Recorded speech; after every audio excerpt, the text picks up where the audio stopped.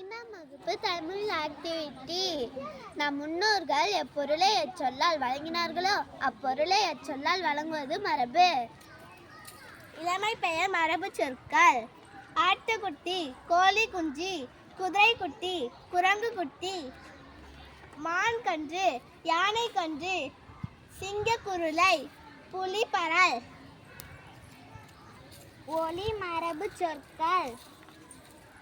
குரங்கு அலப்பும், யானை பிளிரும், மயில் அகவும், புலி உரும்பும், ஆடு கத்தும், நாய் குரைக்கும். ஒலிமரபு சொற்கள். யானை பிளிரும், சிங்கம் முழங்கும், குரங்கு அலப்பும், குயில் கூவும், ஆந்தை அலறும், மயில் அகவும். வினை மரபு சொற்கள். நீர் குடித்தால், பால் பருகினாள், சோறு உண்டால், முறுக்கு தின்றாள், கட்டுரை எழுதினாள், கவிதை இயம்பினாள், மலர் கோய்தாள், பூ பறித்தாள். Thank you.